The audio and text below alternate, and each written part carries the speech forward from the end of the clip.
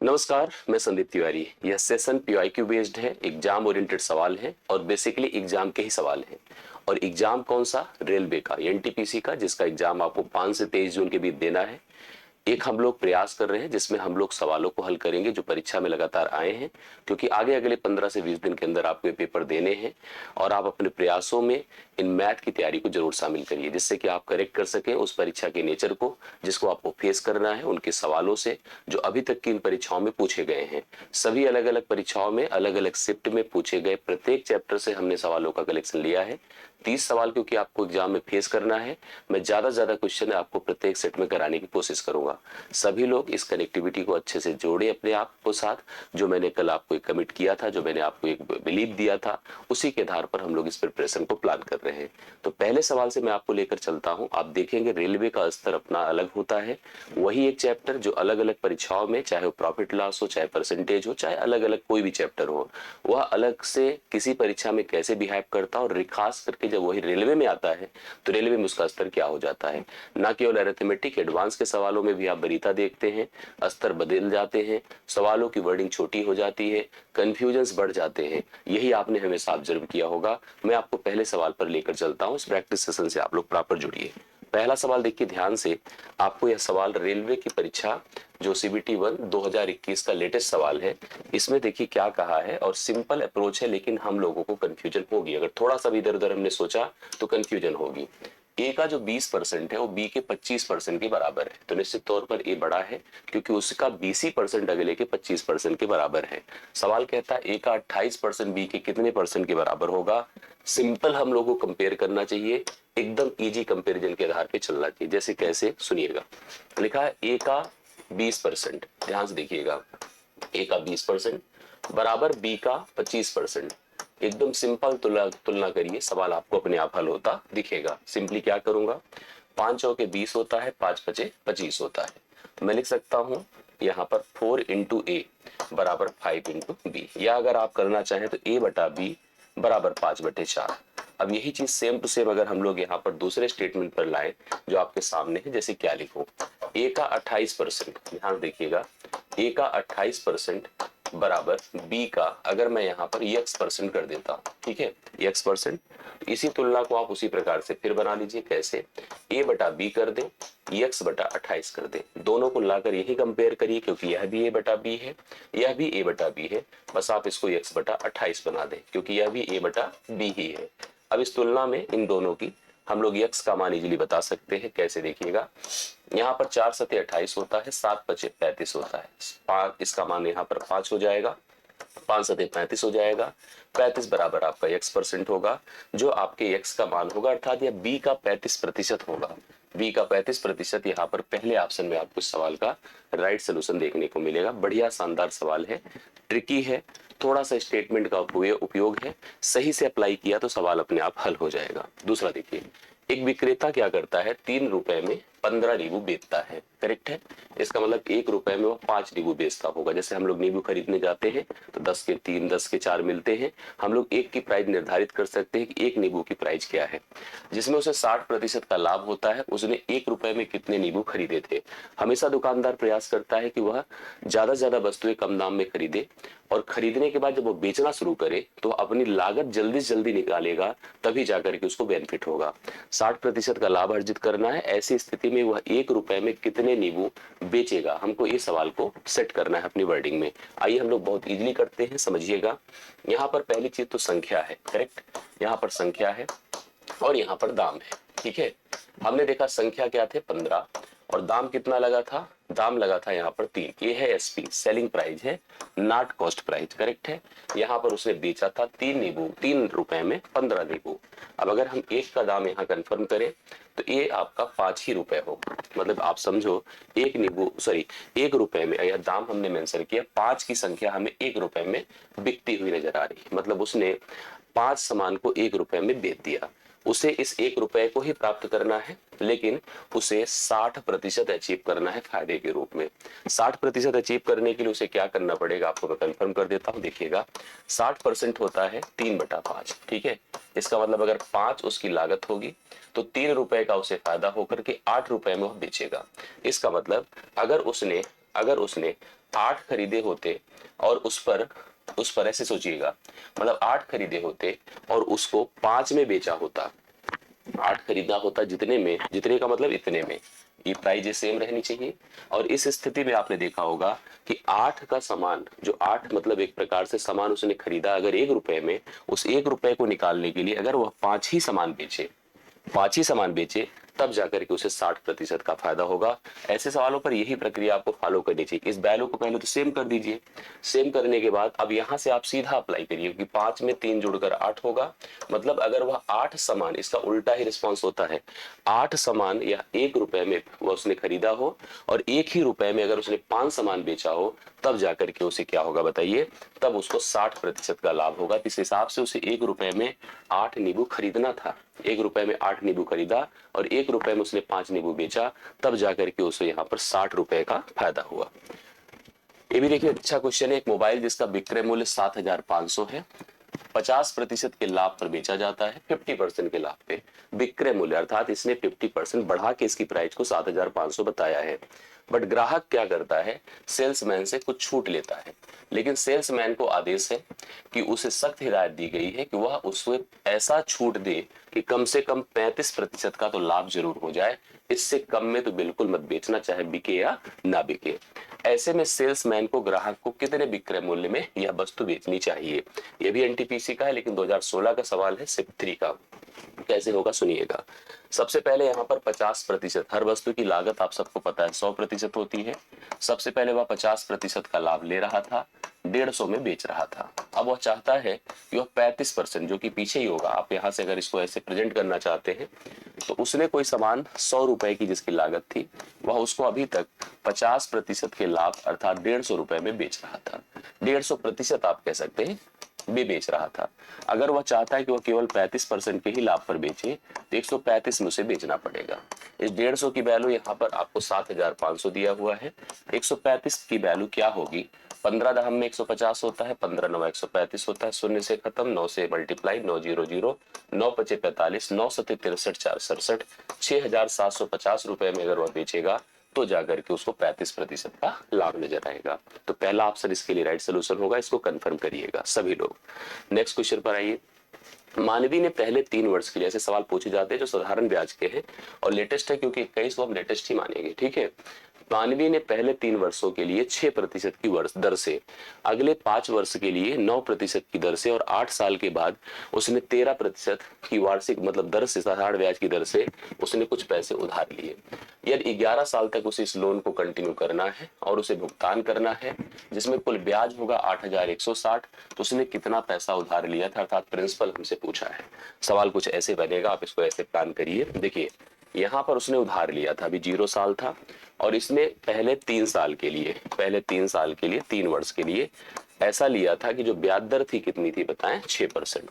अब सवाल आगे कहता है कि अगले 5 वर्ष के लिए, मतलब 3 से 5 हम आगे बढ़े, 8 वर्ष तक की बात करें, यहाँ पर ब्याज की दर कितनी थी बताएं, ब्याज की दर 9% थी। अब इसने कहा 8 के जब मैं ऊपर जाता हूँ, तो 8 के ऊपर हमें कितने साल तक जाना है, देखना पड़ेगा लोन कितने साल का था, 11 साल तक का। इसका मतलब वो 3 साल और आगे जाएगा और इस समय जो ब्याज की दर होगी वह 13% पर एनम हो जाएगी। साधारण ब्याज जो होता है जब कैलकुलेट करना होता है, 2 चीजों पर ध्यान देना चाहिए, एक तो दर, ठीक है, और एक समय। अगर दर है R% और अगर समय आपका T है, तो दोनों को कंपेयर करिए, इसको R/100 करिए, इसको T के साथ गुणा करिए, क्या हो जाएगा RT/100। RT/100 में this value become SI and this value become principal. यही कंपैरिजन आपको फॉलो करना चाहिए। 6 गुणे 3 कितना होता है, 18%, ठीक है। 9 5 कितना होता है, 45%, और 13 9 कितना होता है, 13 3 कितना होता है, 39%। सभी को जोड़ा, कितना ब्याज बन रहा है, देखिए 40 30 70 10 80 8 88 88 5 93 3 9 102, 102% का ब्याज दर हो रहा है, मतलब मूलधन से ज्यादा हो रहा है। अब इस 102 का मान कितना होगा बताइए, यहाँ पर जो वैल्यू हमको ब्याज पर लौटानी थी 8,160 रुपए, जितना तो लिया नहीं तो उससे ज्यादा ब्याज दे दिया उसने, 100% लिया होगा उसने, क्रय मूल्य ही हमको बताना है। आप इसको ले जाइए तो यहाँ पर कितना जा रहा है, देखिए 8 बार जा रहा है। 80 हो जाएगा, 80 का 100 से गुणा करिए। उसने कुल 8,000 रुपए लोन के तौर पर लिया था, उधार के तौर पर लिया था, जिसको इस तरह से उसने ब्याज पर चुकता किया था। तो बी ऑप्शन इसके लिए राइट सोल्यूशन है। आप सभी लोग बी ऑप्शन को लगाइएगा, करेक्ट आंसर आप लोग नोट कर सकते हैं। नेक्स्ट क्वेश्चन पर आइए।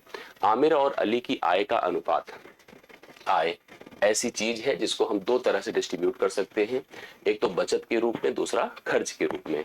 हम आय में से अगर बचत निकालते हैं तो खर्च आता है, और खर्च निकालते हैं तो बचत आता है। सवाल भी ऐसे दिया है, आमिर और अली की आय का अनुपात 5:3 दिया है। मतलब जो इनकी इनकम है वह कुछ ऐसी रेशियो में, देखिए 2 पर्सन है, एक का नाम आमिर है, दूसरे का नाम अली है।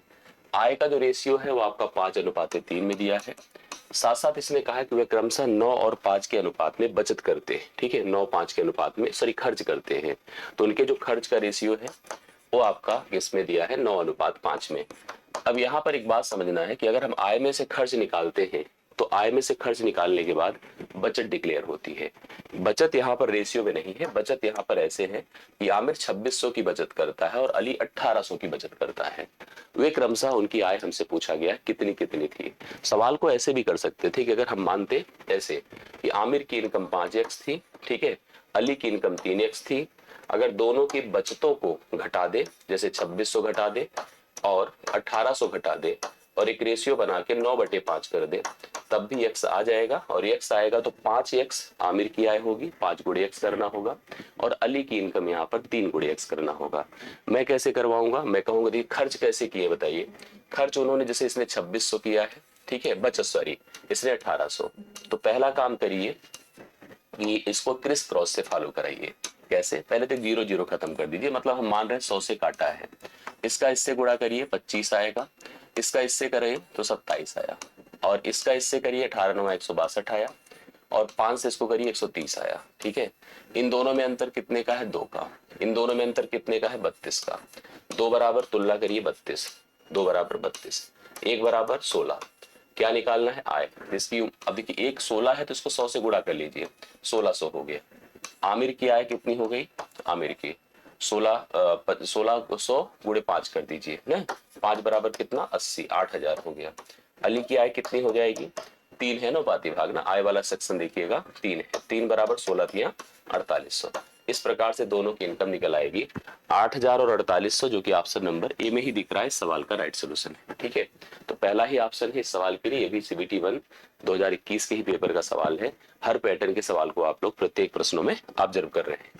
व्यक्तियों की एक समूह थी, ठीक है, एक समूह था व्यक्तियों का जिसकी औसत आयु 34 वर्ष थी। मतलब उनका जो एवरेज एज था उस समूह का 34 साल था। उसमें 2 व्यक्ति जुड़ते हैं 36 साल और 38 साल के। इसके साथ ही होता क्या है कि समूह की औसत आयु में 1 साल की वृद्धि हो जाती है। समूह में व्यक्तियों की संख्या मूल रूप से कितनी थी, पहले ट्रेडिशनल करके दिखा देता हूं, फिर आपको इसका ट्रिकी एक लाइन का आंसर आपको दे दूंगा। ठीक है, सबसे पहले ध्यान से आप इस बात को तो समझ ही रहे हैं कि औसत क्या होता है, योग बटा संख्या। कभी भी किसी आंकड़े का योग बटे आंकड़ों की संख्या ही औसत होती है। तो योग बराबर क्या होगा, औसत गुणे संख्या। अब सुनिए, यहां पर मैंने क्या लिखा, संख्या, ठीक, यहां पर क्या लिखा, औसत, और यहां पर क्या लिखा, योग। ठीक है, इतनी बातें, औसत है, संख्या है, औसत है, योग है। यहां पर सबसे पहले संख्या n है, औसत कितना है 34 है, योग कितना है 34 गुणे n है। ठीक है, अब देखिए यहां पर 2 व्यक्ति और शामिल होते हैं, 2 व्यक्ति शामिल होते हैं, व्यक्तियों की संख्या n+2 हो गई। औसत में भी कह रहा 1 की वृद्धि होगी, 1 की वृद्धि हुई, 34 1 35 हो गया।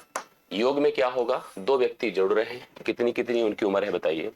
एक की उम्र 36 है, दूसरे की उम्र 38 है। दोनों जोड़ों को जोड़िए, देखिए कितना होता है, 8 से 14 4 3 3 6 1 7, 74 साल जोड़ रहा है।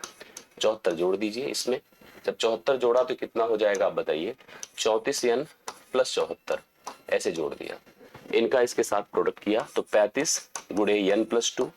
भाई हम सब जानते हैं कि संख्या गुणे औसत ही तो योग होता है, बराबर 34 n कर दिया प्लस 74 कर दिया। अभी मैं ओरल बताता हूँ आपको, 35 n हो जाएगा, 35 n + 70 होगा, बराबर 34 n है, प्लस बराबर आपका प्लस 74 है, करेक्ट है। इसको इधर कर दीजिए, n होगा, उसको उधर घटा दीजिए 4, यही संख्या 4 है। मैं कह रहा हूं कि इतना हम तामझाम क्यों करें, हम ओरल आंसर बता दें। अर्थात व्यक्तियों की संख्या शुरुआती रूप से 4 थी, ये हमने आपको बताया था। ठीक है, अब आप मेरी बात को केवल सुनिएगा, आंसर देखिए एक लाइन में आएगा। जो व्यक्ति जुड़ रहे हैं उनकी संख्या बताएं कितनी है, 34 है। ठीक है, औसत शुरुआती रूप से कितना था, 74 है। जो जुड़ रहे हैं वो 74 है। शुरुआती रूप से आयु का औसत कितना था, 34 साल था। अब इसमें सवाल में कहा है कि यहाँ पर 1 वर्ष की औसत में वृद्धि हो रही है, 1 वर्ष में वृद्धि हो रही है। हम लोग एक काम करते हैं, जैसे ऐसे सोचिएगा, यहाँ पर इन दोनों की औसत, जैसे 74 है, दोनों का जोड़, औसत कितना है बोलिए, 2, 2 तिया 6, 2 37 है। कितना है, 37 है। जबकि प्रारंभ में कितना था, 34 था। अब आप ये थोड़ा समझिएगा, कुछ खास नहीं होता है, बस सिंपल थोड़े से अप्रोच होते हैं जिनको देख करके आप निर्धारित इजीली कर सकते हैं कि सवाल कैसे बन रहा है, क्या प्रोसेस था, क्या नहीं था। भाई देखो, अगर मान लो यहाँ पर 1 की वृद्धि होगी तो यह संख्या कितनी हो जाएगी भाई, औसत में अगर 1 की वृद्धि होगी तो यह संख्या कितनी हो गई, 35 हो गई। जो औसत में कितने की वृद्धि को जनरेट कर रहा है, 1 की। औसत में 1 की वृद्धि है, और यहाँ पर देखा जाए तो मान कितने का है, जैसे यहाँ पर हम लोग देख रहे हैं तो कितने मान की बात है, मतलब संख्या भाई 35 हो गई थी ना। तो 35 से कितना बढ़ रहा है, 2। 1 बराबर अगर 2 है तो हम 2 व्यक्ति थे, 2 बराबर कितना हो जाएगा, 4। तो यहाँ पर संख्या टोटल जो प्रारंभ में लोगों की थी वो 4 थी। ओरल हम बता सकते हैं, हमें और किसी प्रोसेस की जरूरत नहीं पड़ती है, आराम से हम लोग डिक्लेयर कर सकते हैं जैसे यहाँ पर बनता था वैसे वहां पर। कैसे, सुनिएगा भाई, अगर हम कह दें कि हमारे पास दोनों का जोड़ 74 था, 35 अगर हम लोग मान ले और 2 के हिसाब से देखें 70 हो गया। 70 और 74 की वजह से डिफरेंस आपको 4 मिलना है, तो फालतू में इधर उधर जाने की जरूरत ही नहीं पड़ती। अगला सवाल देखिएगा, ये भी देखिए, आपको नल टंकी का सवाल दिख रहा है। 2 पाइप है, एक का नाम पी है, दूसरे का नाम बी है। एक टंकी को क्रमशः 37 सही 1/2 मिनट और 45 मिनट में लोग भर सकते हैं। दोनों पाइप खुले हुए हैं, ओपन है। टंकी 30 मिनट में भरना है हमको, यदि पाइप बी को कुछ मिनट बाद बंद करना है। आइए देखिए सबसे पहले सवाल का नेचर। सबसे पहले कहा जाता है कि जो पी है वह 37 सही 1/2 मिनट में भर पाती है, जबकि बी है वह आपको यहाँ पर दिया है 45 मिनट में भर पाती है। दोनों भरने का काम करती नलें, पहले 37.5 मिनट में भरती है, दूसरा 45 मिनट में भरती है। इनके हिसाब से टंकी की अगर एक मात्रा सोची जाए जो कितनी हो जाएगी बताइए, एक ऐसी संख्या जो दोनों से कटे। भाई 37 दूना 74, एक 75/2 है। कितना है, 75/2। 75 और 45 का एलसीएम सोचिएगा, तो एलसीएम कुछ ऐसी संख्या होती है जो दोनों से कटे। 2 को देखने से कंफ्यूज मत होइएगा, नीचे जो लिखा है 225 दोनों से कट जाएगा। ठीक है, ये टंकी की टोटल मात्रा हो गई। अब यहाँ से अगर हम लोग क्षमता निकाले कि हर मिनट कितना लीटर पानी आ रहा है, तो 35/2 से भाग करेंगे 75/2 से, तो 75 जाएगा इसमें 3 बार, और 3 दूना कितना हो जाएगा, 6, अर्थात यह 6 लीटर पानी हर मिनट डालेगी। जबकि यह हर मिनट 5 लीटर पानी डालेगी, क्योंकि 45 से भाग करिए 5 आएगा। दोनों अगर मिलकर भर रही है, देखिए टंकी की टोटल कैपेसिटी है जो 200 कितना है बताएं, 25 लीटर की है, 225 लीटर की है। दोनों मिलकर भर रही हैं, तो हर मिनट कितना पानी डालती है बताइए, हर मिनट 6×5 11 लीटर पानी डालती है। दोनों हर मिनट 6×5 11 लीटर पानी डालती है। ध्यान से देखिएगा। अब होता क्या है, ये लोग चल रही थी और हमने ये सोच रखा है कि हमको कुल 30 ही मिनट में भरवाना है, तो 30 मिनट भरवाना है, इसका मतलब n मिनट बाद एक को बंद करना है। तो यहाँ समय कितना बचेगा, 30 - n। इसका मतलब दोनों मिलकर के 11 n लीटर पानी डाली थी, और उसके बाद किसको बंद कर दिया, बी को बंद कर दिया। बी को बंद कर दिया तो कौन बचेगा, पी, जो हर मिनट कितना लीटर पानी डालता है, 6। आप सुनिए, ये होगा 11 n प्लस यहाँ पर 6 गुणे 30 - n हो गया, बराबर टोटल मात्रा बताइए कितनी है, 225 है। 11 n कर दीजिए, 180 हो गया, -6 n हो गया, बराबर 225 कर दीजिए। ठीक है, इसको घटाइए तो 5 n होगा, इसको घटाइए तो 45 होगा।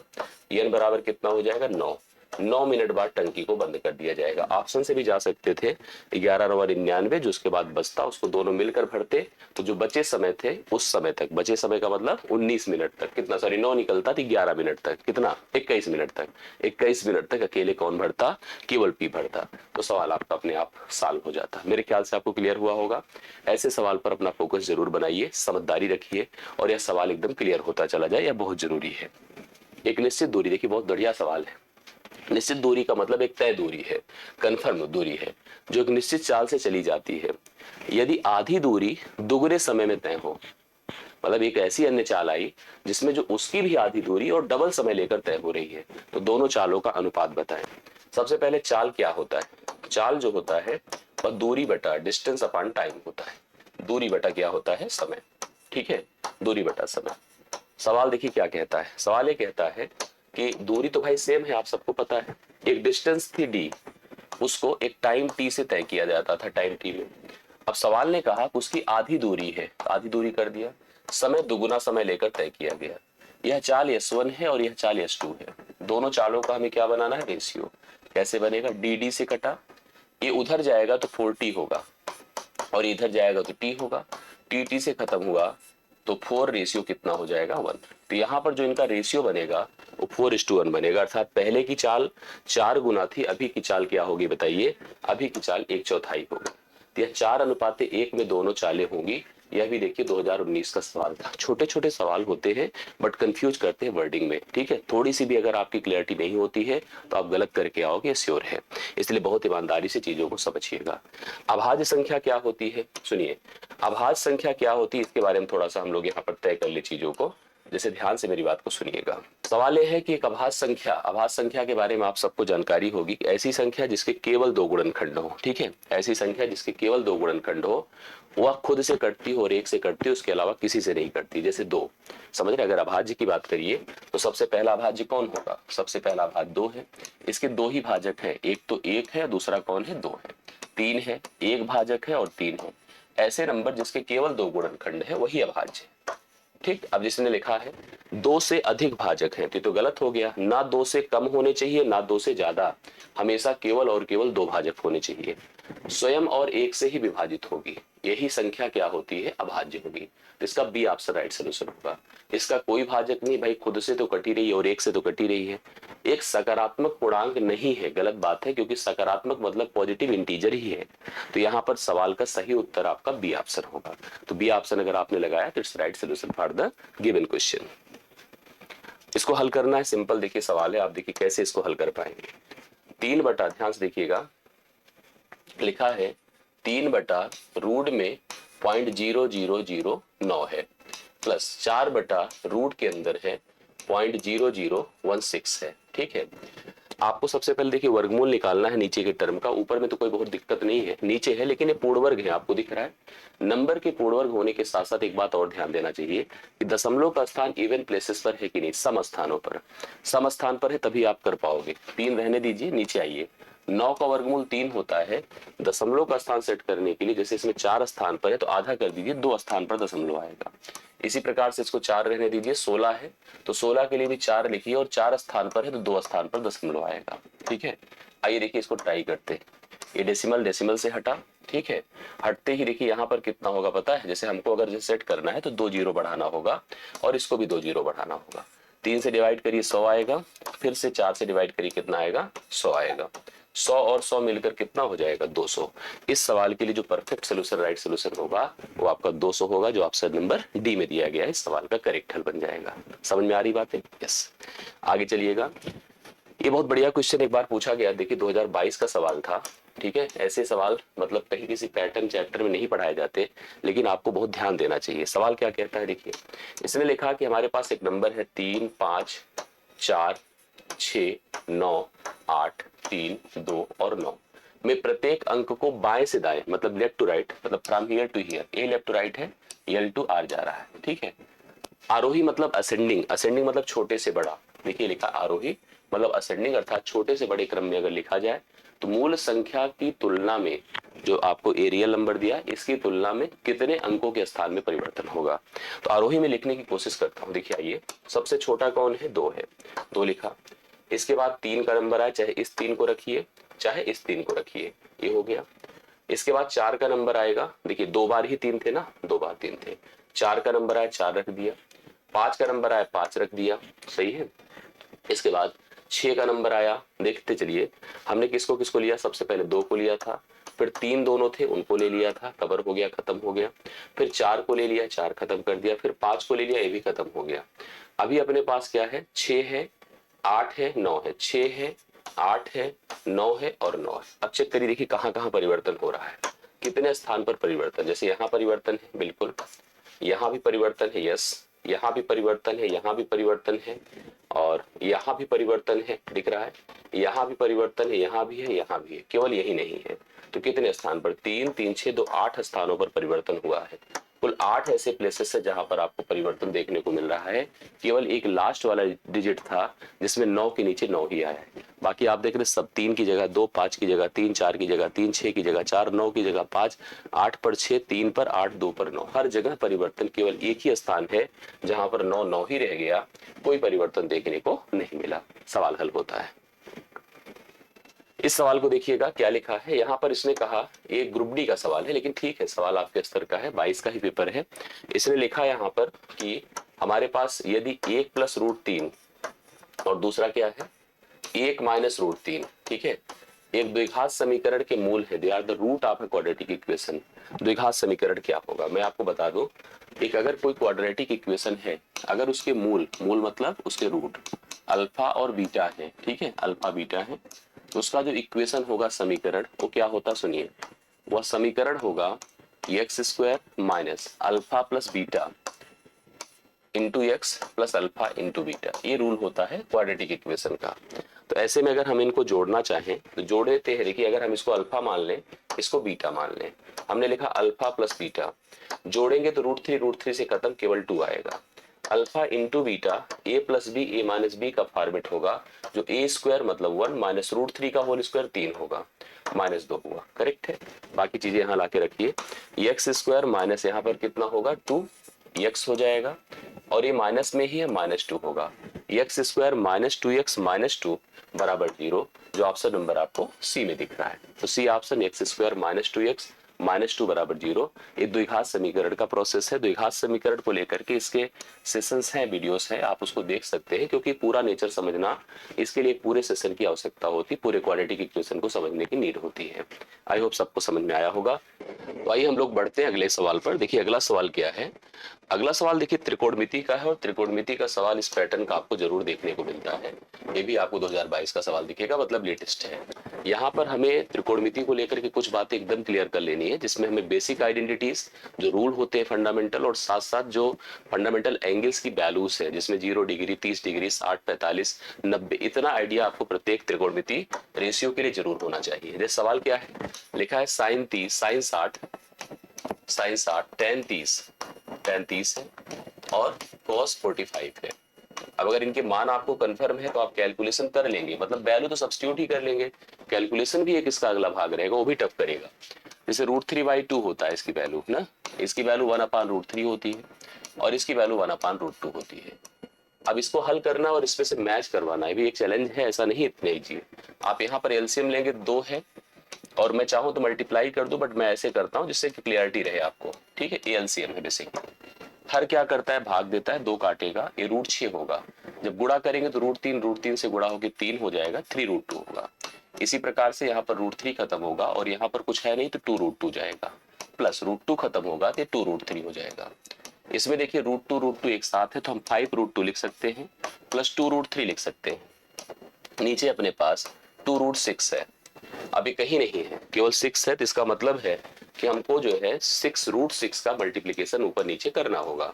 रेशनलाइजेशन भी इसको आप कह सकते हैं। जब √6 का मल्टीप्लीकेशन इसके साथ होगा, पहले के साथ, तो क्या लिखा जाएगा, 5 इंटू √2 इंटू √6 ना, प्लस 2 इंटू √3 इंटू √6, और नीचे तो चलो बढ़िया है कि √6 6 होगा, मतलब ये 2 हो जाएगा, 2 गुणे 6। अभी 2 भी हटाना है तो कटेगा, श्योर है, लेकिन पहले इसको सेट करिए। √6 में √2 है, √3 है, √6 में √2 है, √3 है, तो √2 इसको खत्म करेगा, 2 आएगा, 2 पंचे 10 हो जाएगा, 10 के साथ √3 रहेगा, प्लस यहाँ पर भी आपको √3 मिलेगा, तो 3 दूना कितना हो जाएगा, 6 √2 हो जाएगा, और नीचे कितना बताएं, 2 इंटू √6 है, 2 इंटू 6 है। मैं क्या करूंगा समझिएगा, 2 से काटूंगा 5 बार गया, 2 से काटूंगा 3 बार गया, तो कुल मिला के 5√3 हुआ, प्लस 3√2 हुआ, डिवाइड बाई कितना होगा, 6। इस हिसाब से इसका उत्तर 5√2, देखिए सवाल क्या बनता है, 5√3 है, 5√3 है, 3√2 है। ये थोड़ा सा घुमा के भी लिखा है बी ऑप्शन में, लेकिन है वही चीज, क्योंकि नीचे, अच्छा सॉरी, ये गलत हो जाएगा। देखिए यहाँ पर नीचे 4 है, 5√3 है और 3√2 है, डिवाइड बाई 6, डी लगाइएगा, ये गलत हो जाएगा, इसको आप मत सोचिएगा। नहीं तो वही है कि ऊपर दिख रहा था, लेकिन नीचे ऐसा कंफ्यूजन दिया है कि आपको ये क्लियर नहीं होता है, और गलती से हम सही करके भी गलत आंसर लगाते, तो इससे बेवकूफी क्या हो जाएगी, इससे बड़ी बेवकूफी क्या होगी बताइए। अगले सवाल पर आइए।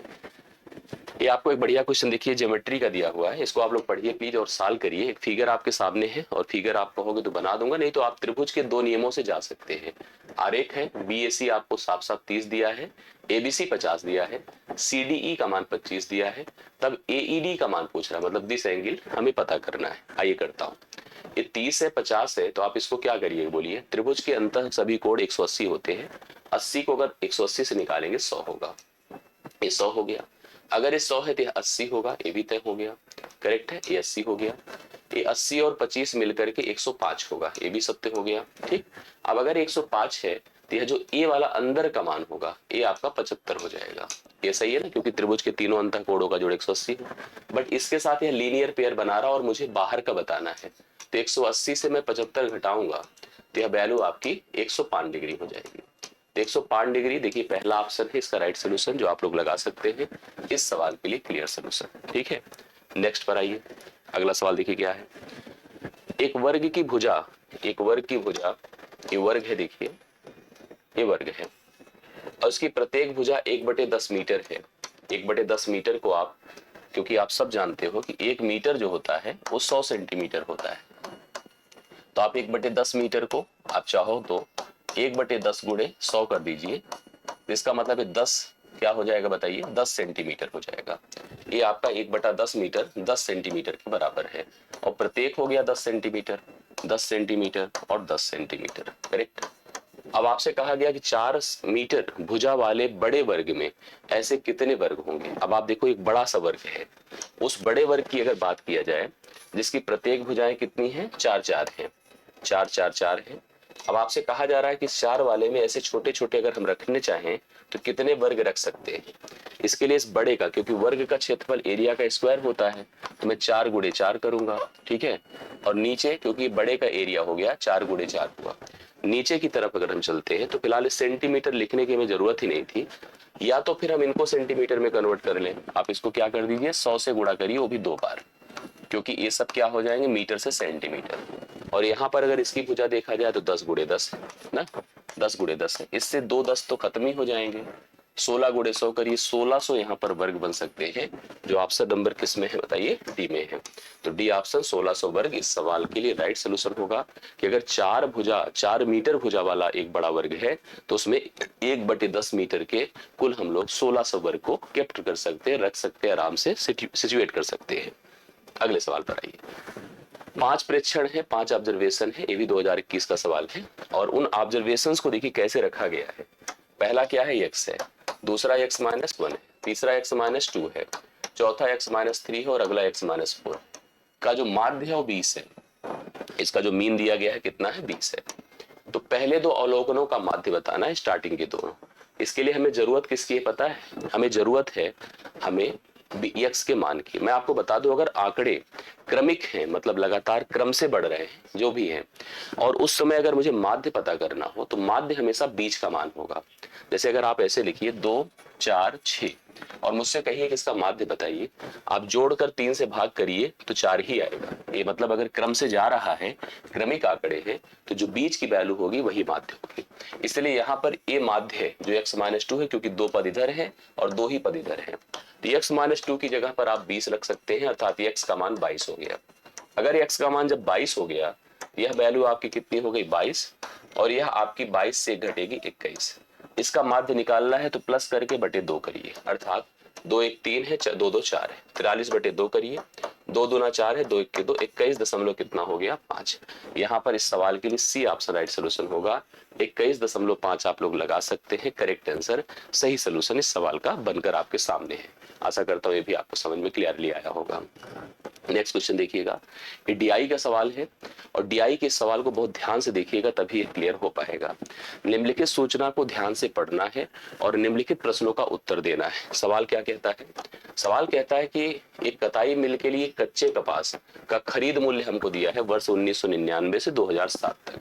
हर साल इसका मूल्य प्रति क्विंटल के हिसाब से लिखा है कि 99 से 2000, 2000 से 2001, हर साल रेट बढ़ता बढ़ता बढ़ता बढ़ता आज यहाँ इतना पहुंच गया। सवाल में कहता है कि किन 2 वर्षों की संपूर्ण मूल्य वृद्धि एक समान है। जो मूल्य वृद्धि होती है किन 2 वर्षों में सेम थी। जैसे 3 से 4, अब 3 से 4 की बात अगर कीजिए तो 3 से 4 ए है, इसमें 15 से 17 अर्थात 2 रुपए बढ़ा है अगर देखा जाए तो इसमें, और 4 से 5 अगर गए तो 4 से 5 में 17 से 30 हुआ है, तो यहाँ पर तो सेम नहीं, इसको काट दीजिए। 1 से 2, अगर 1 से 2 की बात करिए तो 10 से 12 2 बढ़ा हुआ है, और इसके बाद 3 से 4 है, तो 3 से 4 अगर हम लोग यहाँ पर है तो 15 से 17 ए भी 2 ही बढ़ा है। मैं यहाँ समझ गया कि बी ही इसका राइट सोल्यूशन होगा। क्यों? क्योंकि 1 से 2 जब हम आए हैं तो पिछले वर्ष की तुलना में 2 रुपए रेट बढ़ा है, और इधर भी अगर 3 से 4 में हम लोग हैं तो इसके पहले वाले वर्ष से 2 रुपए रेट बढ़ा है। तो रेट में जो वृद्धि समान रूप से 2 वर्षों में हो रही है वो ऑप्शन नंबर बी में हो रही है। इस सवाल के लिए करेक्ट आंसर आपके सामने है। ठीक है, अगले सवाल पर आइएगा। निम्नलिखित सूचना को ध्यान से पढ़ें और निम्नलिखित प्रश्नों के उत्तर दें। एक कताई मिल के लिए कच्चे कपास का खरीद मूल्य आपको दिया है। किन्हीं 2 लगातार वर्षों के खरीद मूल्यों में अधिकतम प्रतिशत वृद्धि क्या होगी। अधिकतम वृद्धि के लिए अधिकतम चेंज देखना पड़ेगा, तभी वो डिसाइड हो पाती है। जैसे आपको देखना है, मैं आपको बताऊं, ऑप्शन तो दिए हैं लेकिन ऑप्शन को देखकर किसी के मन में आए कि सबसे ज्यादा है इसको टिक कर दे तो गलत हो जाएगा, पता नहीं किसी का सेट है कि नहीं है। जैसे यहाँ 5 से 10 हो रहा है, 10 से 12 हो रहा है, 12 से 15 हो रहा है, 15 से 17 हो रहा है, 17 से 30 हो रहा है, 30 से 41। देखिए 17 से 30 में 13 की वृद्धि है, और 30 से 41 में 11 की वृद्धि है। करेक्ट है। और 41 से 51 में 10। इन्हीं को हमें थोड़ा सा जज करना पड़ेगा, बाकी तो हम सब देख रहे हैं बड़ी मिनिमम वृद्धि हो रही है। मैं थोड़ा सा पहले देखता हूं 13 वाला। 13 की वृद्धि अगर हम देख रहे हैं 17 में, तो 13 गुणे अगर मैं 100 बटे 17 करता हूं, ठीक है, 13 गुणे 100 बटे अगर 117 करता हूं तो 13 नवा होता है, और इसकी वजह से 11 से 1/9 आ रहा है। तो ये मुझे लगता है कि सर्वाधिक वृद्धि यही है, और सबसे बड़े आंकड़े को प्रेजेंट भी कर रहा है। बाकी अगर चेक करिए 11 गुणे 100 बटे अगर 130 करेंगे तो मिनिमम आएगा, 10 के आधार पे भी उतना नहीं। तो सर्वाधिक वृद्धि अगर इस सवाल के लिए आपके सामने कोई बन रहा है तो 11 से 1/9% की वृद्धि आपको दिख रही है, और वो भी किस साल में, 4 से 5 में, किसकी तुलना में, पिछले तुलना में, पिछला मतलब 3 से 4 की तुलना में। ये सवाल आपका राइट सोल्यूशन होता है। अगला देखिएगा, अगला क्वेश्चन क्या कहता है, पढ़िएगा। कहता है निम्नलिखित सूचना के आधार पर निम्नलिखित प्रश्नों का उत्तर दे। ये आपको दिया, कताई मिल के लिए कच्चे कपास की खरीद के मूल्य में 1999 से 7 के बीच औसत सालाना वृद्धि क्या हुई। इसके लिए देखो कि 1999 से 2000 में वृद्धि कितनी, मतलब रेट क्या था 105, और लास्ट में 7 में 151 हो गया। करेक्ट है। यहां से यहां तक का इंक्रीज आप चेक करिए, 11 से 5 6 होता है, और 4 से 46 टोटल बढ़ा है। 46 को हम लोग वर्ष के हिसाब से यहाँ पर औसत मतलब योग बटे संख्या होता है, 1 2 3 4 5 6 7 8, यहाँ पर लेकिन हमको 7 लेना पड़ेगा क्योंकि ईयर वाइज जो इंक्रीज है 7 का है। तो 7 से अगर मैंने इसको भाग किया तो 7 छंगे 42 होता है 4, फिर 6.65 मतलब 6.5 समथिंग करके देखिए आ रहा है। इसको भी पूरा कर लीजिए क्योंकि दोनों ऑप्शंस आपको दिए गए हैं तो इसलिए कंफ्यूजन है। तो 46 को अगर हमने 7 से भाग किया, देखिएगा 7 से 7 छंगे कितना होता है 42, 4 आया, ठीक है, डेसिमल लगा ही 0, 7 कितना 35, देखिए 5 भी मैच कर रहा है, फिर 7 0, फिर कितना 5 0, तो 7 7 49, इस हिसाब से 6.57 है। अगर आप इसको गलती से इसको लगा दे तो गलत हो जाएगा, 6.57 सी ऑप्शन होगा, सी ऑप्शन इसके लिए राइट सोल्यूशन होगा। यहाँ पर देख रहे हैं निम्नलिखित सूचना को ध्यान, फिर वही चीज है आपके सामने क्या लिख रहा है यहाँ पर, 2006 से 7 मतलब 6-7 और 1999 2000 के मूल्य का लगभग कितना प्रतिशत है। जो 6-7 वाला मूल्य है देखिए कितना है, 6-7 वाला मूल्य आपका 151 है। करेक्ट है। आगे देखता हूं, इसने कहा कि 1999 2000 के मूल्य का लगभग कितना प्रतिशत है। 1900 यहाँ पर 105 है। करेक्ट है, या 105 है। इसने हमसे कहा 6-7 का मूल्य 99 2000 के मूल्य का लगभग कितना प्रतिशत है। यहाँ पर आपको थोड़ा समझना होगा, जैसे इस सवाल में जो ऑप्शंस दिया है वो मिसिंग है, वो सही नहीं है क्योंकि वो ऑप्शन से पुराना वाला उठा लिया है।